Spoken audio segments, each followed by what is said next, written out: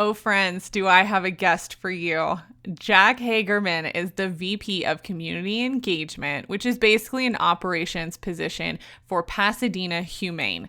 For those who don't know, Pasadena is located just outside of Los Angeles in California. If you are someone who has ever dealt with burnout or questioning your career or purpose, this is the interview to listen to. Jack is extremely transparent about his experience in a corporate environment, managing early career success, and navigating following a mission-driven purpose in his career. On top of all that, he was able to completely switch industries and functional areas later in his career. What I love most about this interview is that Jack isn't someone who had a clear vision for his career, and he talks about how he managed his path and the opportunities that presented themselves to him in a practical way. This interview is a great example that there is not a one-size-fits-all when it comes to career management and advancement. While there are strategies and tips that I provide generally, they might not work for you. Knowing yourself and being able to navigate and take in advice that will benefit you is key. If you're looking for links to the resources mentioned in this episode, you can head over to ridethetidecollective.com/podcast to find the episode blog, and I will link it in the show notes. As always, if you want to connect with me or need inspirational and educational career management and advancement content, you can follow Ride the Tide Collective on Instagram, Facebook, or LinkedIn. I am also on Clubhouse now at Ride the Tide COL.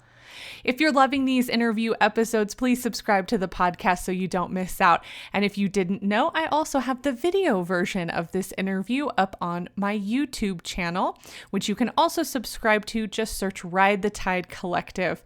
I appreciate your support.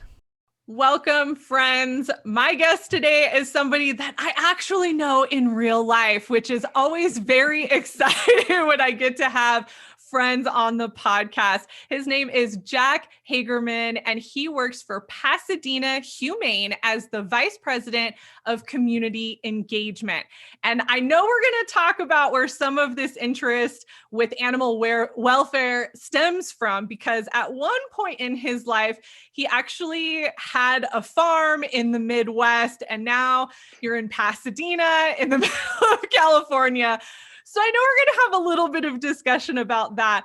But what I love about Jack's career story is he actually was in marketing and communications in healthcare before he made the transition to Pasadena Humane. And so again, if you've been with us on the podcast, I love when my guests have made some pretty, from the outside, big transitions in their career and what brought that about and why it happened. And I know that we're going to dig into all of that. So Jack, thank you so much for being a guest on the podcast today. I'm so happy to have you. Thank you. I'm excited to be here. Yes. And okay. It's fun to be interviewed by a friend. I know. I'm usually interviewed by reporters, and I don't have that same sort of comfort. And it's nice. This can just be like two girlfriends chatting. Yes. And I am for sure not a reporter. So this is definitely going to be a lot more casual and kickback versus what you might get on the news. This is definitely not that.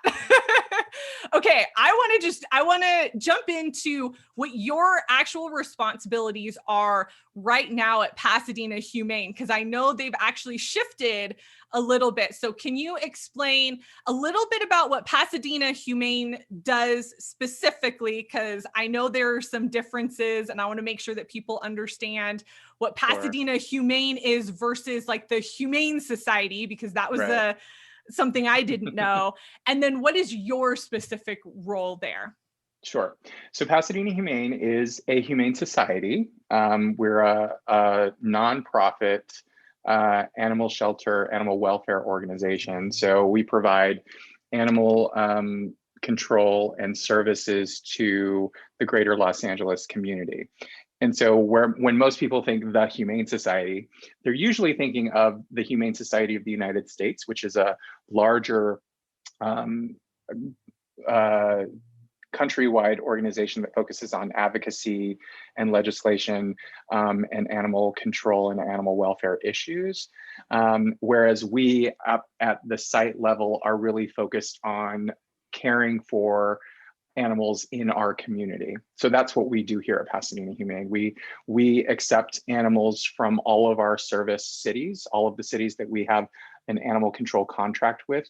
We accept all animals from those cities, regardless of age, breed, or any other criteria. We're what's known as an open admission shelter, which means we don't pick and choose the animals that come into us. We will accept anything and try and find a suitable placement for them. Okay, so one thing I do want to ask that is not about your career story, but we talked about it before, and I want to bring light to this for people who just might not be familiar with this type of work. But how has COVID impacted what you guys are doing at Pasadena Humane? Because I know you shared some really positive things with me, and I think that'd be wonderful for the audience to know as well. Yeah, there are not a lot of bright sides to the pandemic, really. There's hardly any at all.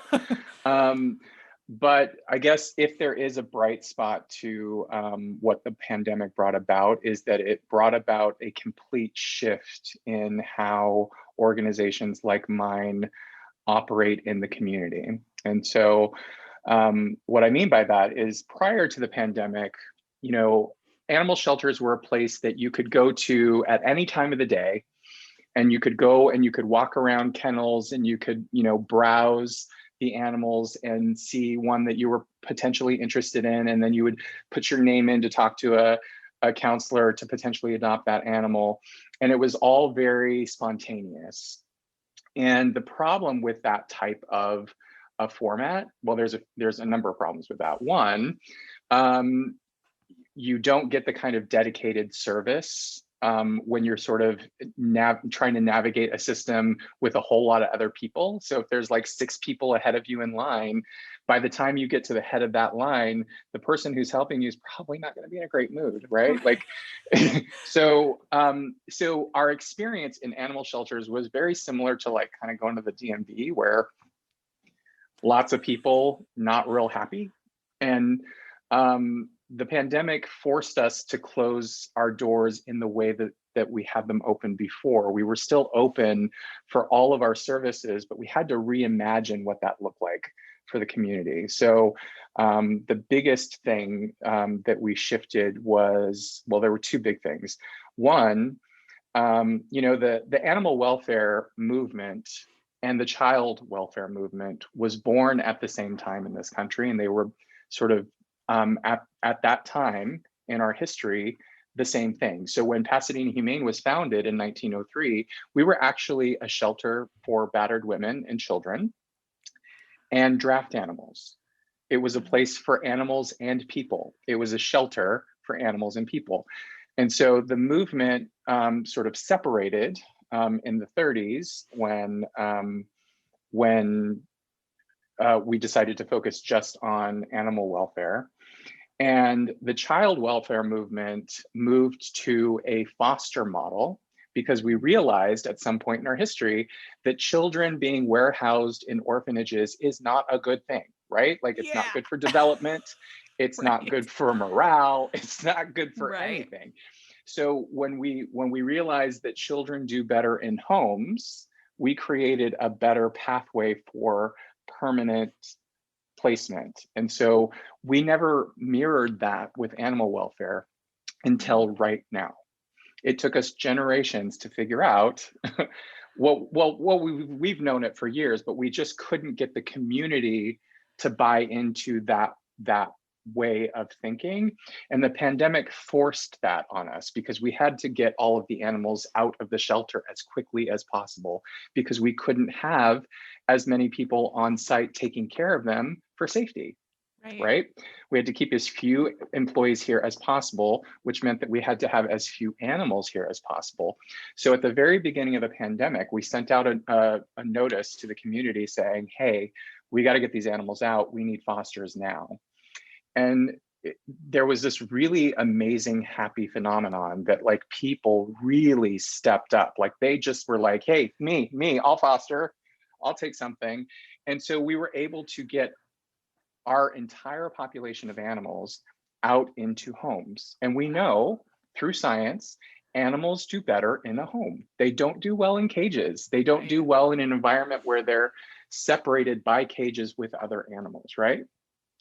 And so we've shifted to a foster care model, which is a huge shift for the industry as a whole. And what we're finding through the pandemic over the last year is that there really is an appetite in the community to volunteer in this way, right? Before, our volunteers would engage with us in enrichment programs here on site. They'd take dogs for walks, they'd sit in the cages with them and play with them and stuff like that. Now we've engaged them in a different way where they're actually getting to do all of those things, but they get to do them at home. It's a win-win, right? That's amazing. And so then we can keep the animals who really need to just be here because they've got a behavior issue that we're dealing with, or they're being treated medically for something, and it's safe for them to have here.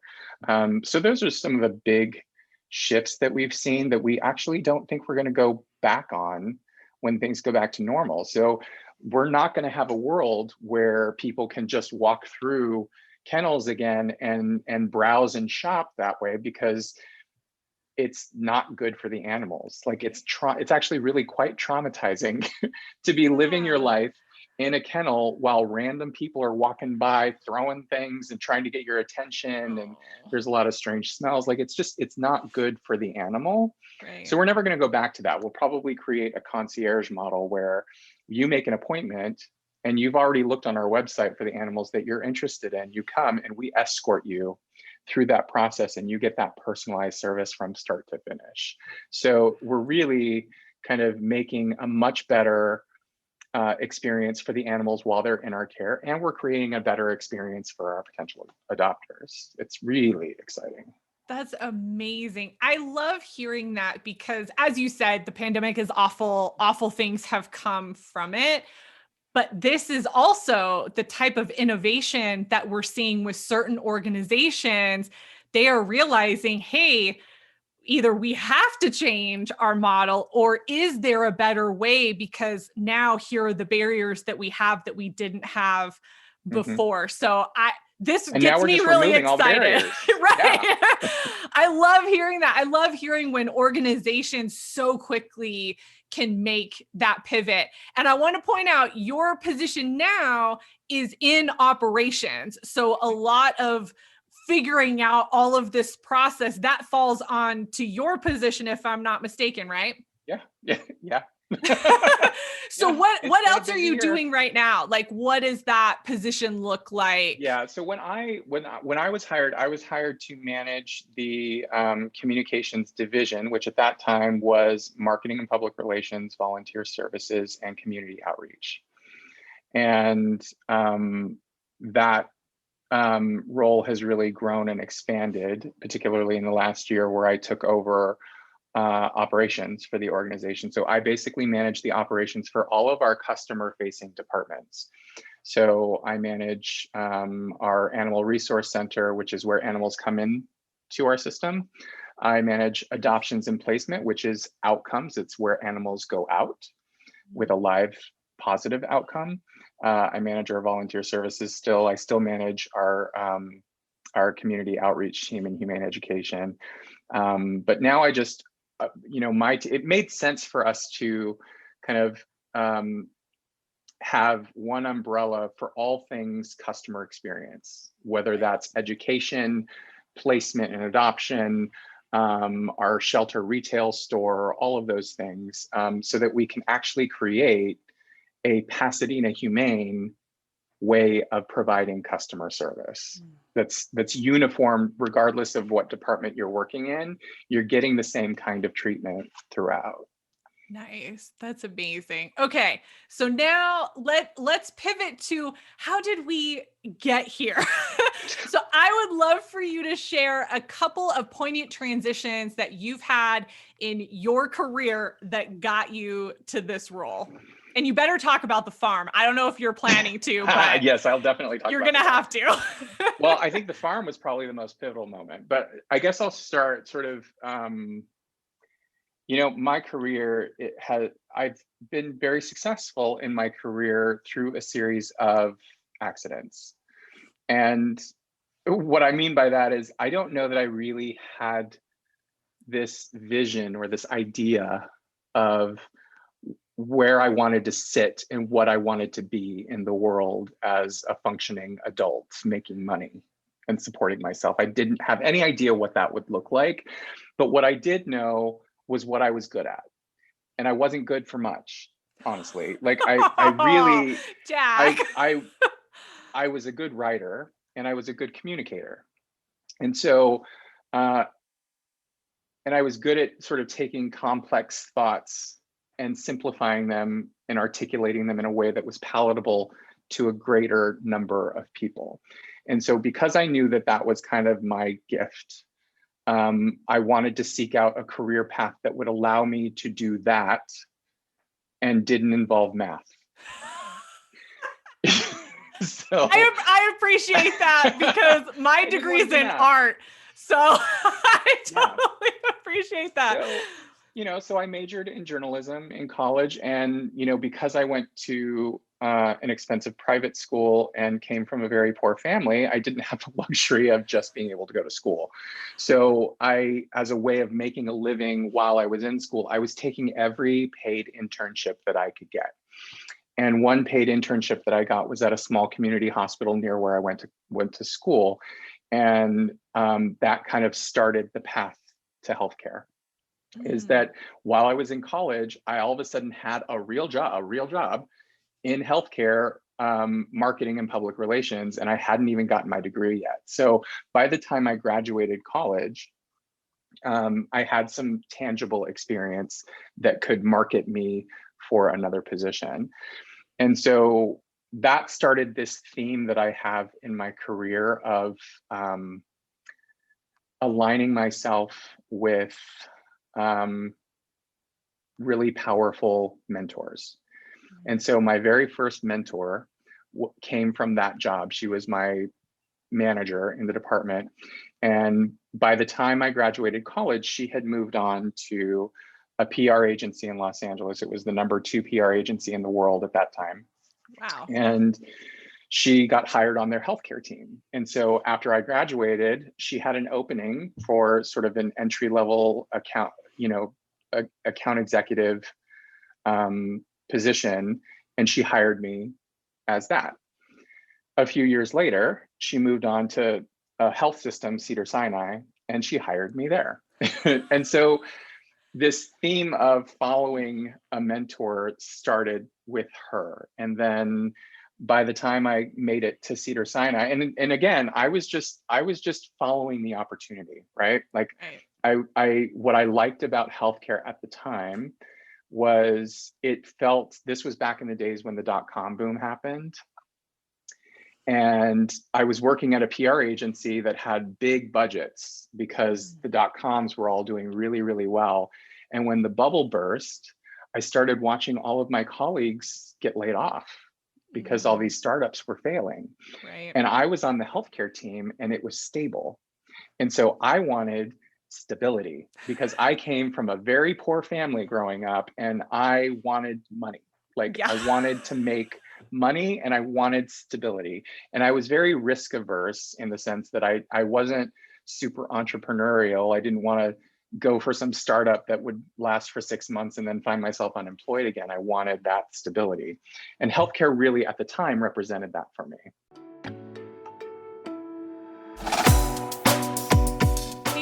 Julia here. I wanted to take a break in the interview to share about a new resource you're going to want to sign up for. Career management and advancement is often one of the most overlooked areas of our life when it comes to personal growth and investment, even though we spend about a third or more of our day working in said career.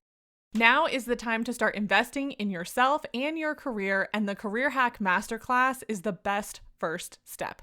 This 5-part video masterclass with subtitles takes you through some of my process along with some of my best actionable tips to start advancing your career now. Normally, a masterclass like this would be a $200 to $300 investment, but I am giving it away for free because I want to see you start to take control of your career. Head over to controlyourcareernow.com/careerhackmasterclass to sign up and start investing in your career today. For those who do sign up, there is a special offer that you'll want to take advantage of, which is also free. Hint, it might include a session with me. Again, head over to controlyourcareernow.com/careerhackmasterclass to sign up today. I'll leave the link in the show notes and blog post for this episode. Now let's get back to the interview. Okay, so hold on. Oh, we have to pause because there's so much already to unpack here and bring out. Okay, first of all, I want to honor the fact that you actually did not have a vision in your career, because I think that is something that gets pushed on people quite a bit. And I talk about it, because for certain people and certain personalities, having that vision helps motivate you forward and it works. But I will, in the same breath, a lot of us don't have that. Yeah. We were never gifted with that. Exactly. And like my husband's like that. He doesn't have this like long-term vision. We're like, okay, let's look at next week. What does next week look like? And I love that you're sharing this because I think that it will resonate with so many people who are similar to that. I don't have a vision. I don't know. I want to be stable. I want to bring in a paycheck and I don't want to get fired. Right. And that there is nothing wrong with that. And so I think sometimes we romanticize what your career path needs to look like, and it needs to have this grand vision, it needs to have all these things. It really doesn't. That's part of tailoring your career story and your career trajectory to who you are as a person. And you knew your skill set and you're like, I'm going to follow the skill set because this is what I'm good at. Don't want math. Totally get that. Appreciate that. And following the opportunities, there is nothing wrong with that as long as you are happy following those opportunities, right? If they're available and they're there, that's okay. And so I love this. Well, and so I think, much. Particularly for our generation, I think, we were sort of raised to think from a very early age, our parents and our aunts and uncles. So what are you going to be when you grow up? What are you going to be when you, that created this sensibility that we had to decide. And then we had to pursue that thing until we got it, even if in the pursuit of it, we realized that wasn't really for us, right?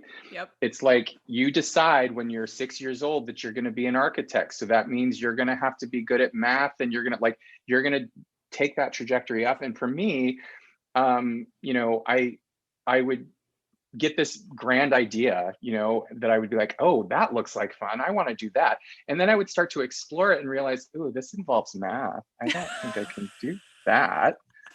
So maybe I don't want to be a veterinarian, and so, and I felt for many years, I had this kind of shame associated with the fact that I was not born with this, bulldog grip on a goal where I would say, this is what I've decided to do. And everything is going to be in pursuit of that. I'm going to sacrifice whatever I need to sacrifice to get to that goal. That was never a sensibility that I had or understood. And so the only way that I could figure out a path forward was experimentation. And so part of, early in my career, taking on all the internships that I took on, part of it was very practical. I needed to make money.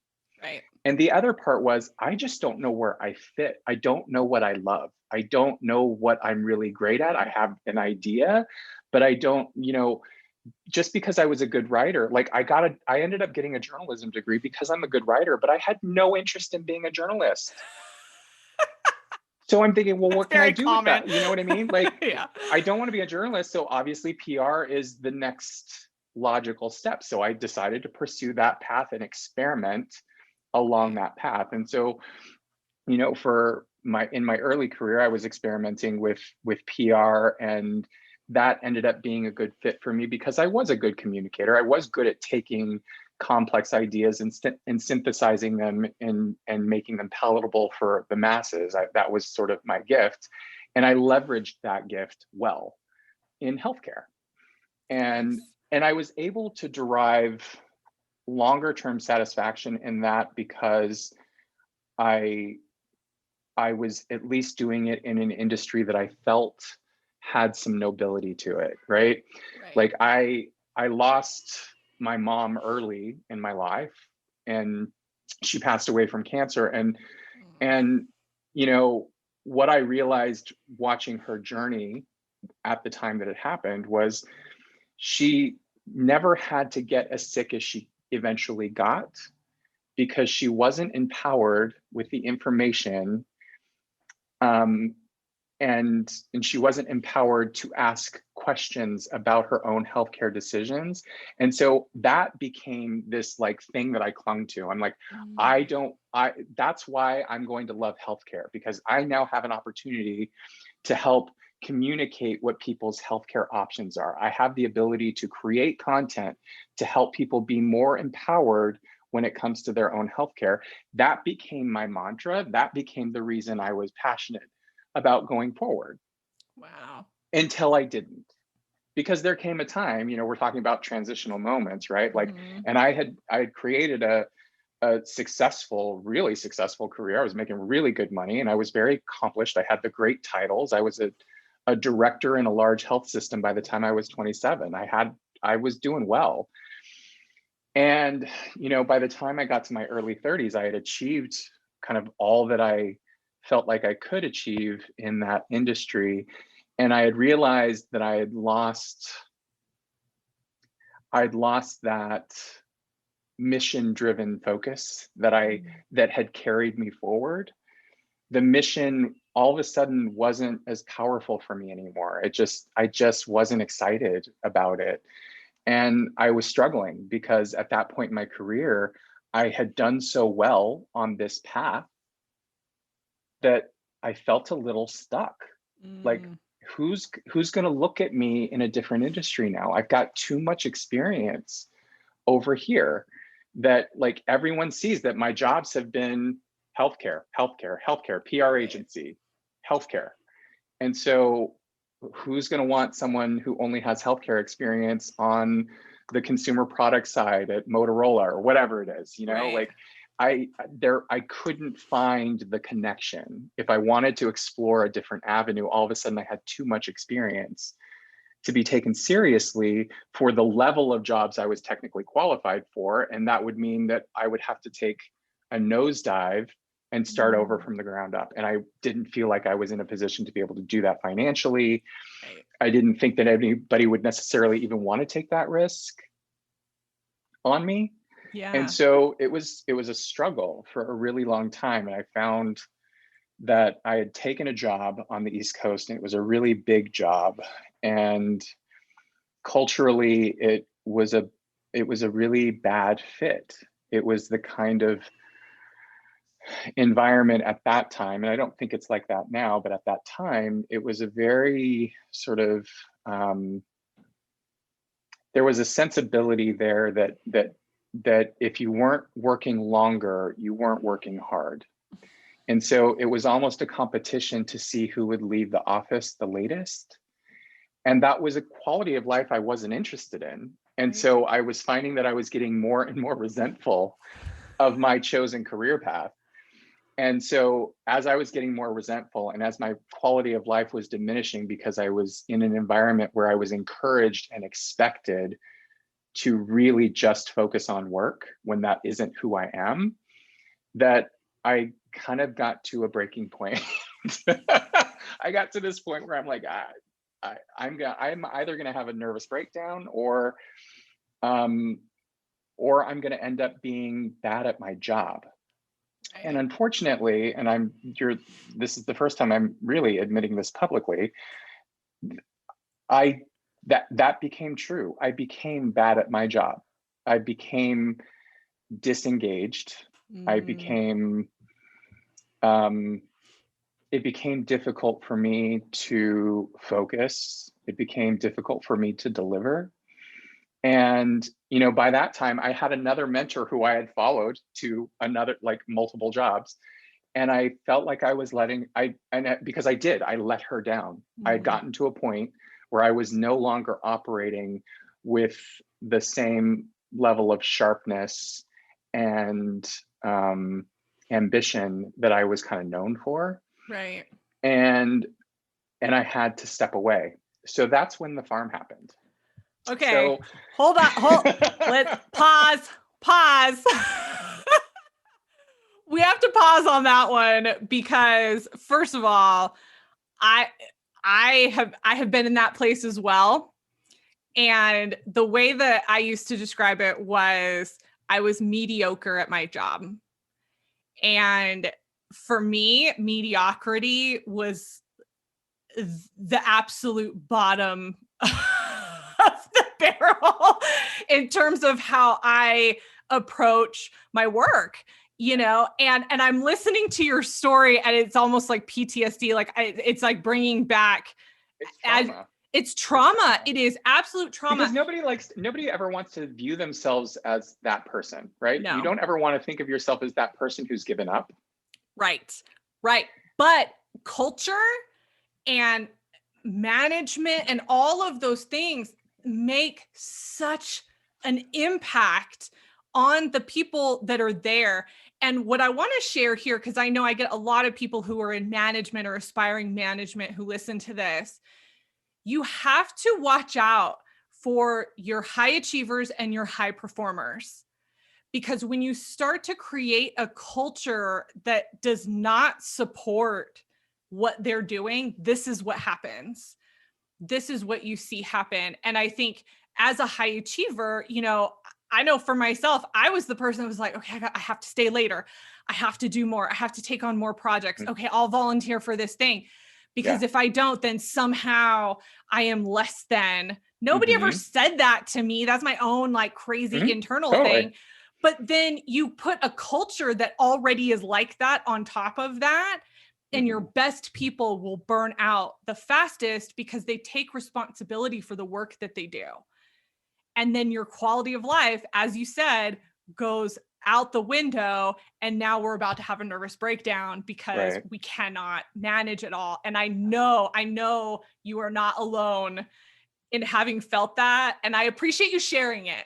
Oh, well, thank you. Well, I mean, my experience um, with that level of burnout really is when the organization's emphasis is on output, um, then it deviates away from innovation. And so I can only speak for myself as a leader and a high performer, that for me, when the emphasis becomes output versus innovation and creativity, you've lost me. I've shut off. I've completely, because then I become resentful. Then I become like, oh, okay, so the numbers aren't fitting for you this week, and that all of a sudden says something about my quality of work. You know what? You know where you can put that? I like so for me, I have always, one of the reasons that I have followed my mentors from position to position is because they were the kind of, I'm attracted to strong, articulate, well-spoken women. It's what I grew up with. It's what I gravitate to. And so I have been blessed to have some really amazing mentors in my life. And I had always gravitated towards bosses who really cultivated a a, a space of freedom for their people that allows for making mistakes, for jumping in head first and figuring it out, and knowing that they've got your back.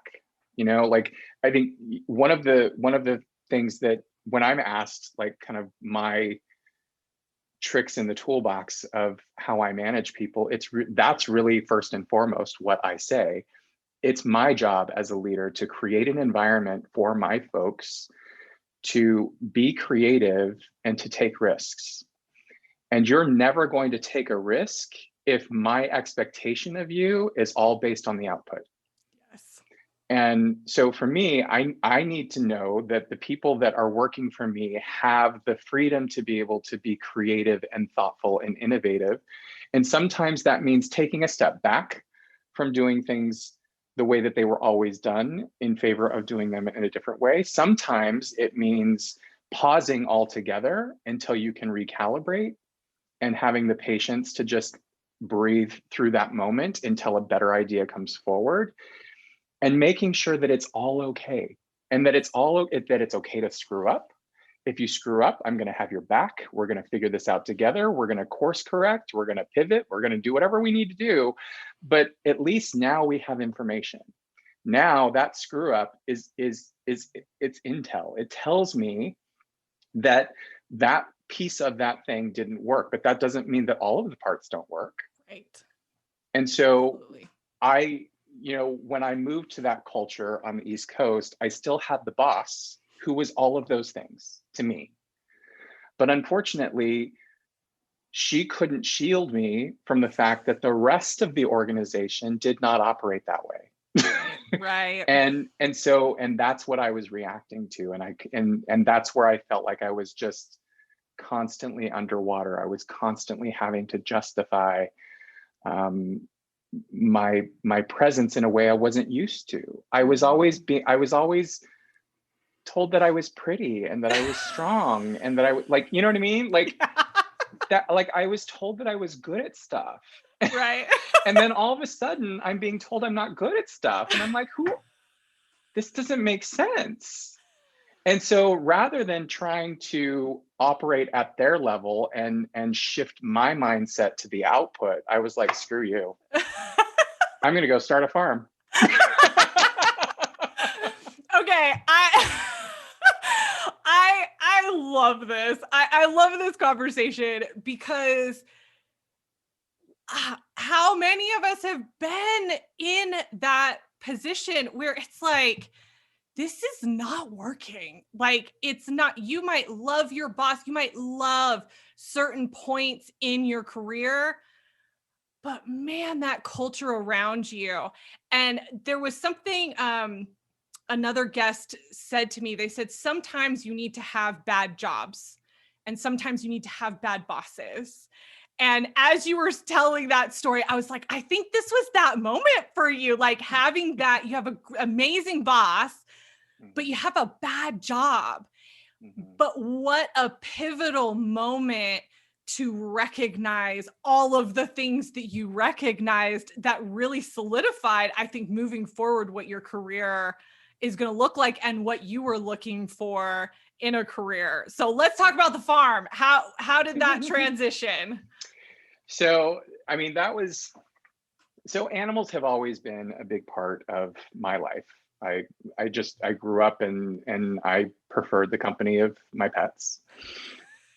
And I always gravitated to other people's pets. It was just always a thing. And so when I had moved to the East Coast, I found myself in a relationship with a like-minded person and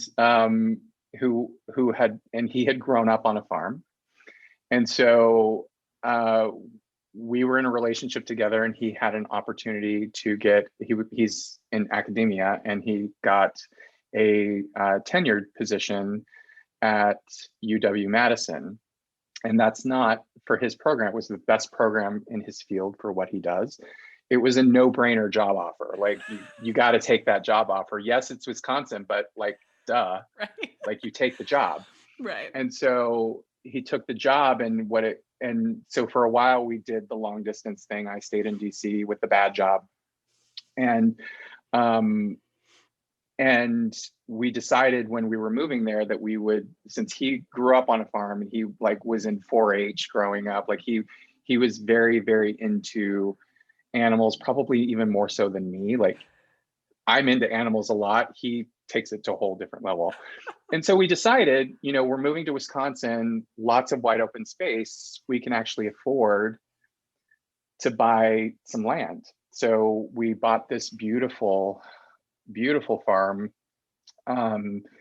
It's a historic house that had only had one family who lived in it for over 100 years. It was a really, really beautiful, bucolic place. And when we moved there, it just kind of started happening that we just started filling it with animals. And, he had wanted to get back to farming. And so I was pretty clear that I didn't want to farm for the sake of farm. I didn't want to be a hobby farmer. I didn't want, if I was doing this, I wanted to be making the world better in some way. And he had a special interest in heritage livestock breeds. And so we kind of created this mission collectively to start a farm that perpetuated rare breeds of livestock. So we started with some goats and some horses, and that quickly grew to sheep and more goats and cows and pretty much any type of animal that you could imagine living on a homestead farm. We had something that was on the endangered list, and it became a thing. And so when I had gotten to a breaking point with my career where I really, it wasn't even just that the job culture was a bad fit. I had gotten to a point in my career where I no longer felt connected to the mission. And that's what I was struggling with. And so then at the same time, we've started this farm, and now all of a sudden I'm really connected to this mission, right? This is integrating all of the things in my world that I love. It's animals. And I was able to take my marketing background to really promote the work that we were doing in the community and create a community around our mission. And I did that for a few years, and it was probably one of the most magical times in my life and the hardest work I will ever do in my life from a physical standpoint. I was in it. The irony of my life, I've always struggled with my weight. And I've grown up in Los Angeles, which is the mecca of unrealistic body expectations. Yep. And then I moved to Wisconsin, a state where they really don't care.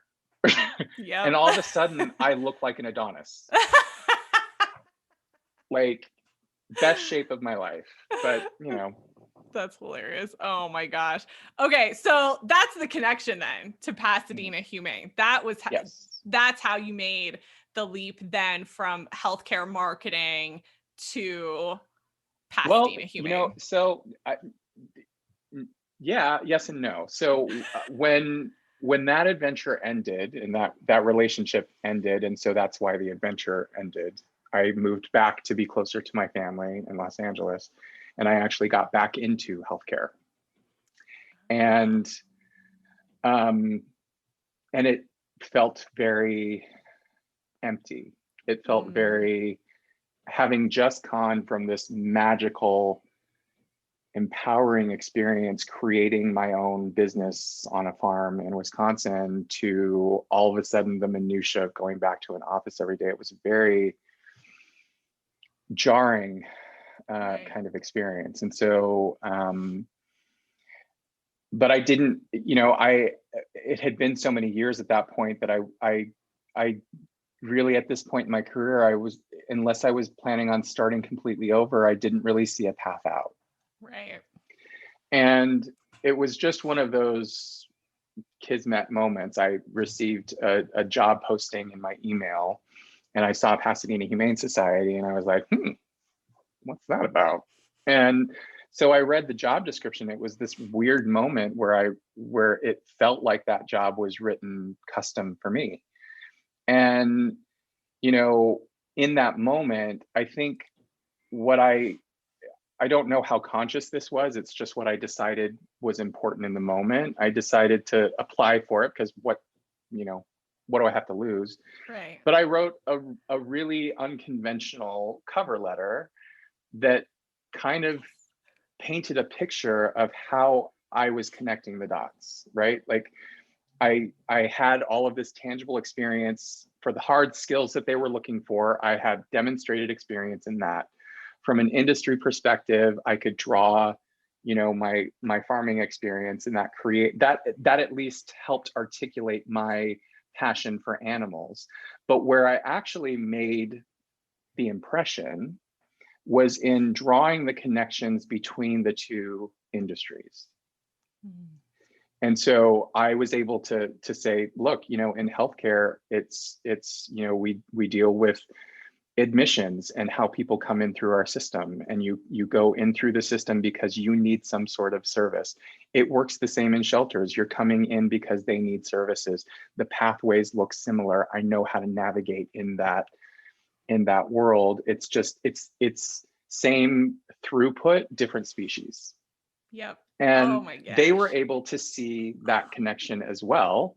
And that's what kind of got me the interview, and the rest is history.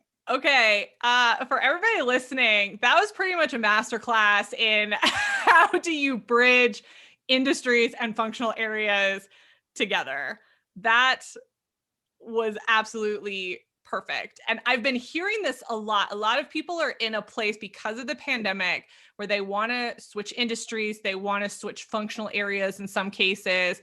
And this idea of bridging the skills, it stumps so many people. And I so appreciate how you just articulated what you did in your journey, because that is exactly what it is. You break everything down into its most simple form. Take Mm-hmm. out all of the jargon for your industry, Mm-hmm. break it down, make it really simple, and Mm-hmm. connect the dots for Yeah, the and paint the employer. picture, like make it simple, but say, hey, I've done this here, and how that translates to you here is really just cosmetic. Yep. And if you can help paint that picture in a way that's compelling and draw from your own, I think, what makes a difference there. It's not just jumping industries because you're tired of the industry you're in.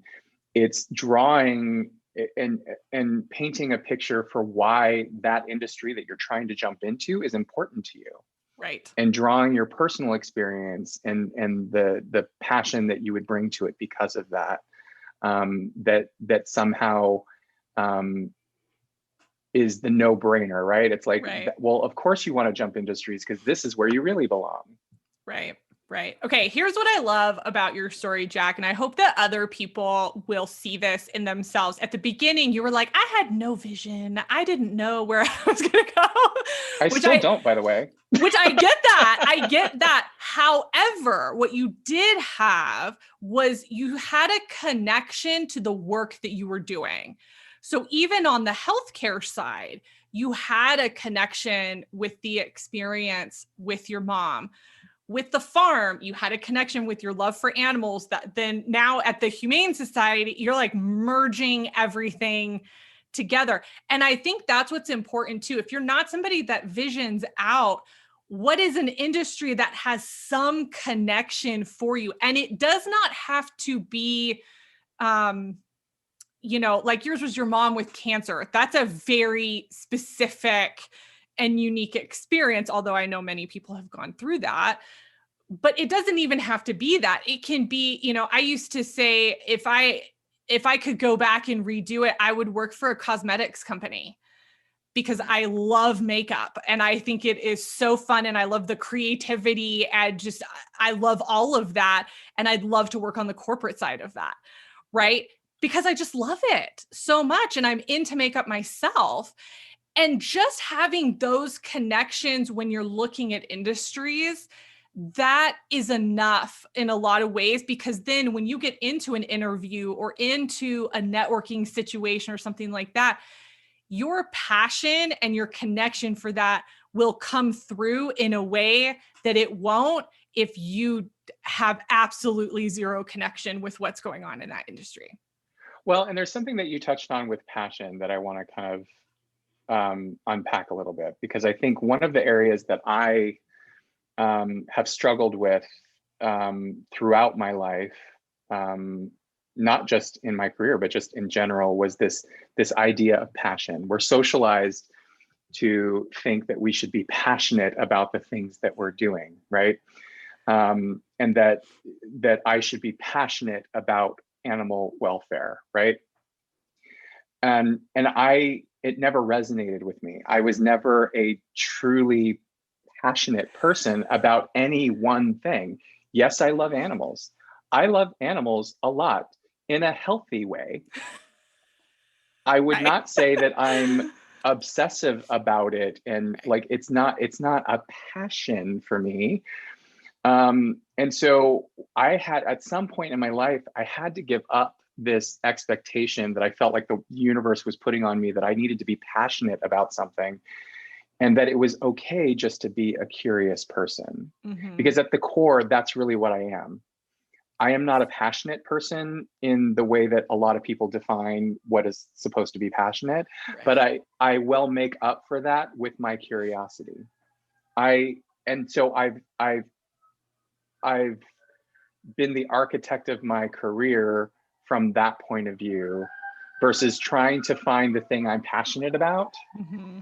I've decided to be okay pursuing things I'm curious about. Understanding that I might be curious about something and I'll take the time to learn about it, and I may find I'm not passionate about this. Right. And that's okay. I think giving myself permission to be curious in my pursuit, in my career, has taken the pressure off of me to have the end goal, right? That this is the step I'm going to get to, like this is the ladder I'm going to climb. Instead of saying, okay, I'm going to do this in order to get to that point, I'm saying, what am I curious about? What am I curious about right now? And what can I do to learn more about that and position myself to learn more about that and to do more of that? Yeah.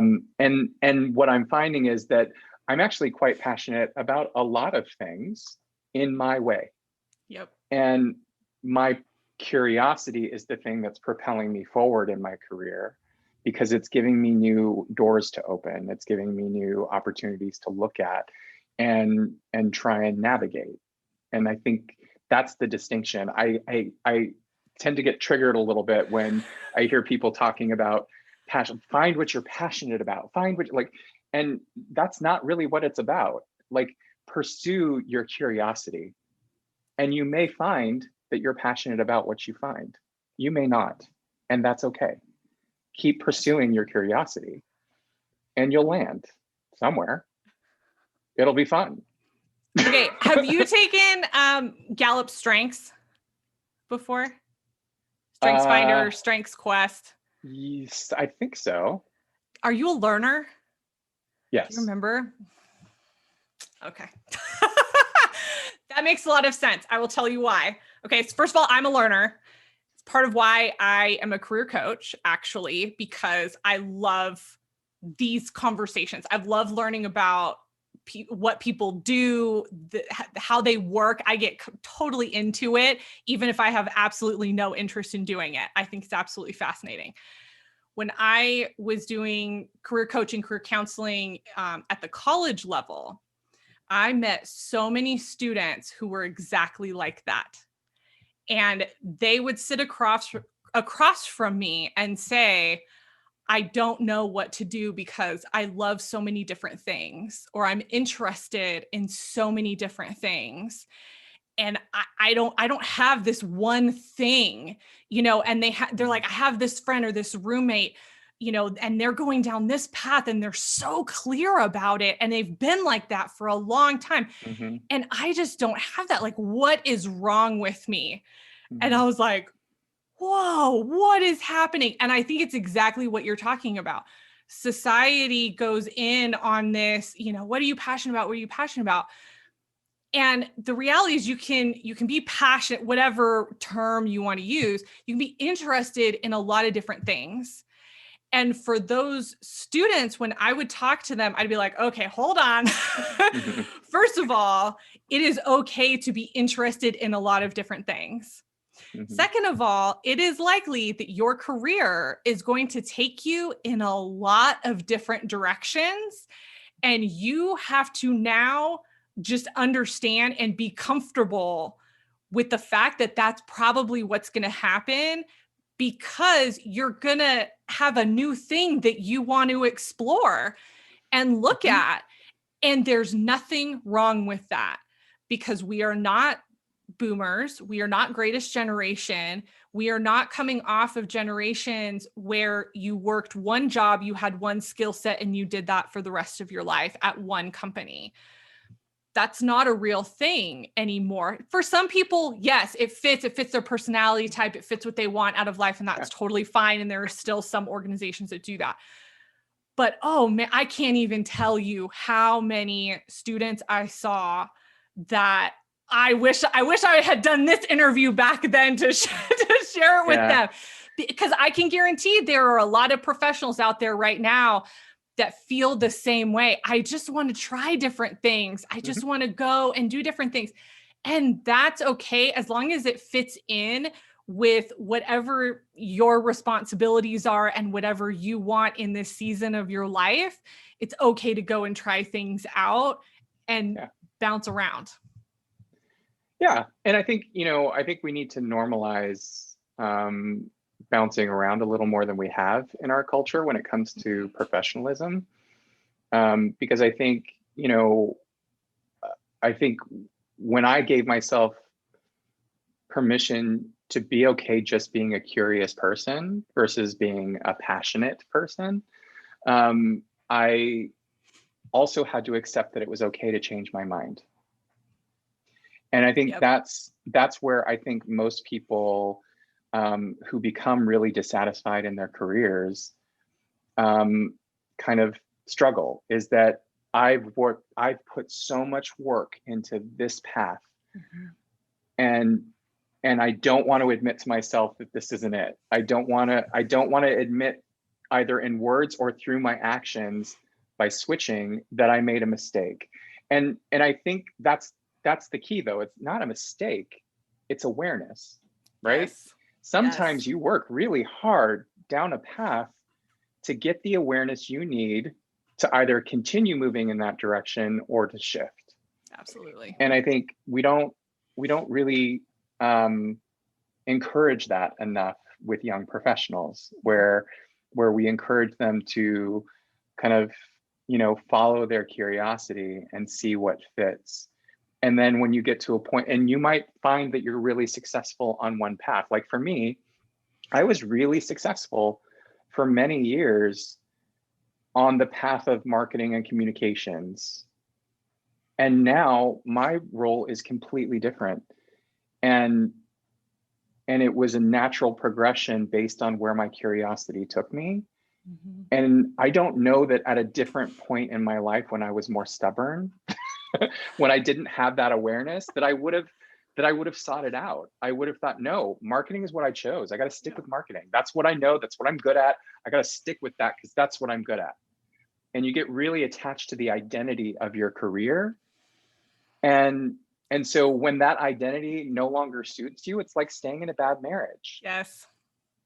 You're maintaining a commitment that you said, okay, I'm making this commitment for the rest of my life, to get to a point where you realize, wow, is this the rest of my life?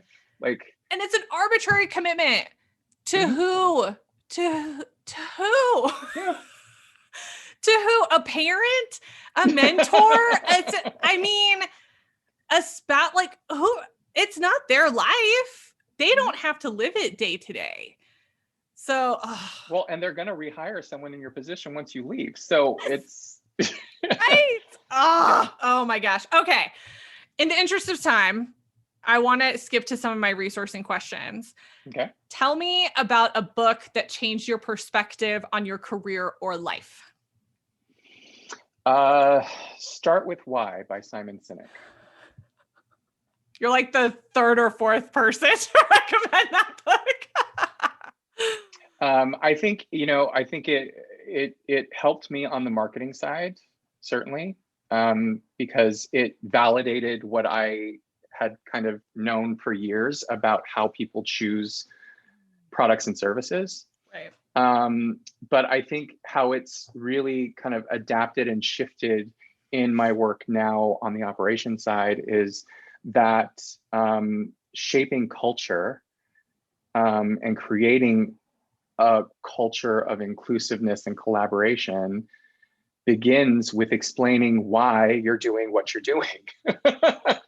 and really moving people through story, right? Like painting a picture, telling a story of where you want the organization to go, and then allowing people to put the pieces together operationally to do that.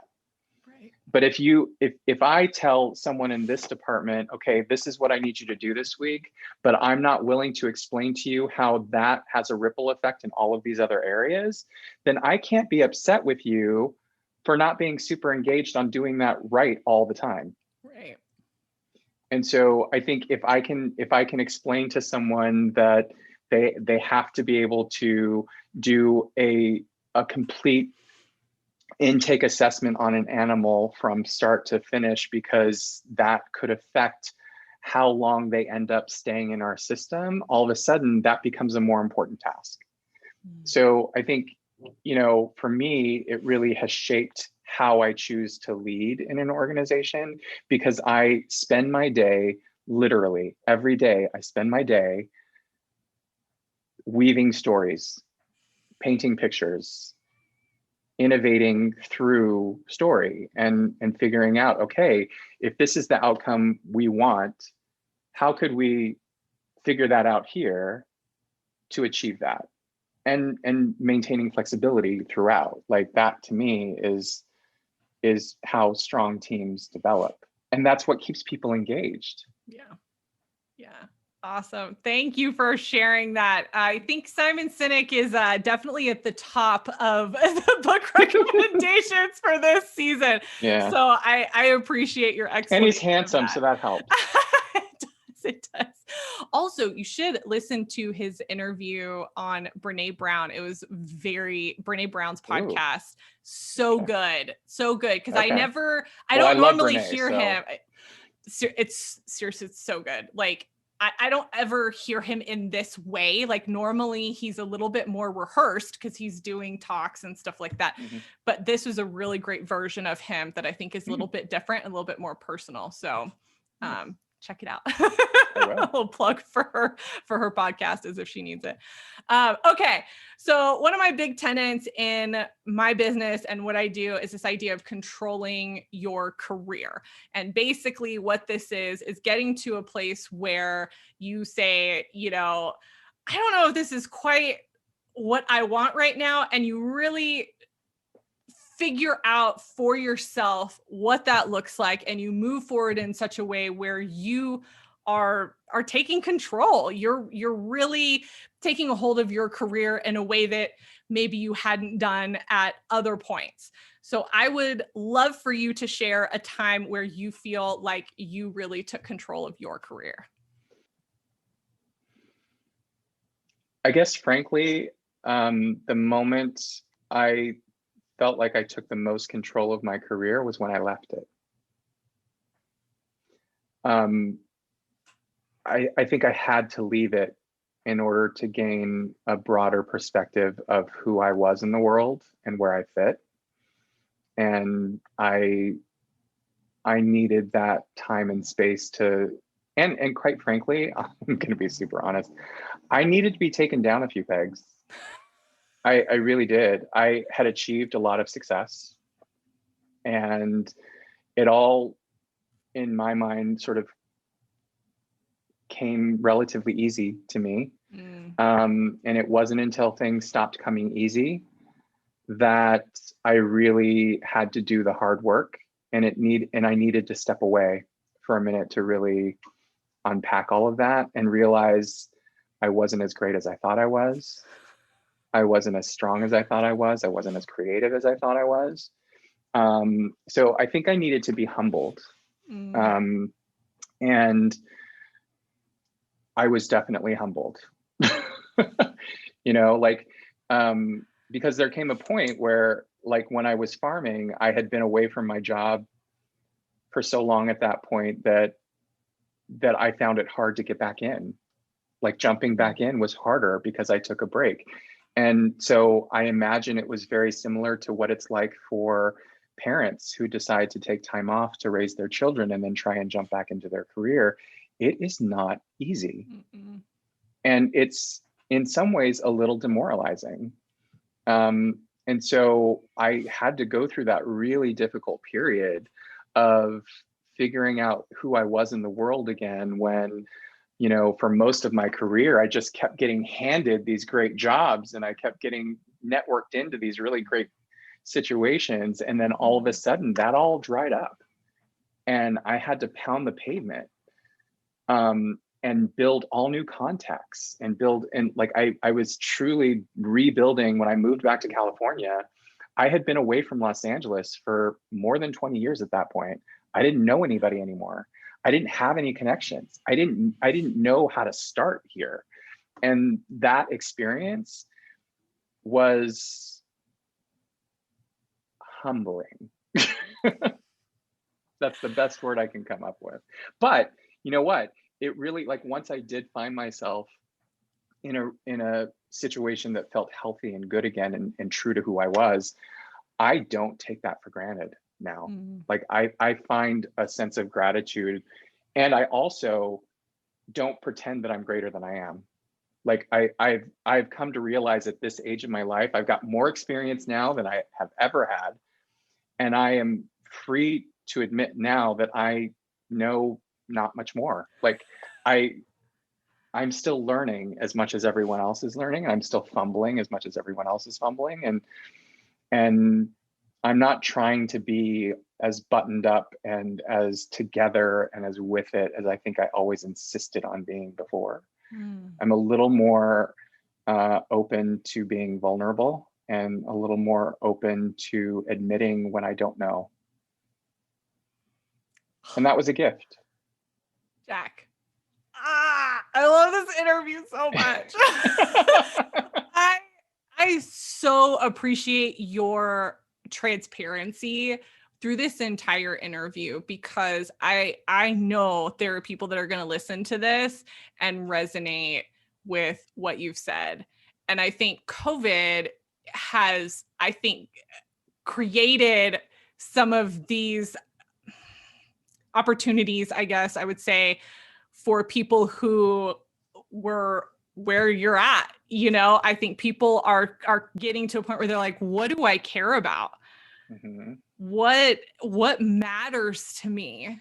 Yeah. You know, and I so appreciate your vulnerability, your truth, and just sharing that today. Oh, I get goosebumps because I know that people are going to resonate with it. And what a powerful story you have. I so appreciate you sharing it with us today. Thank you.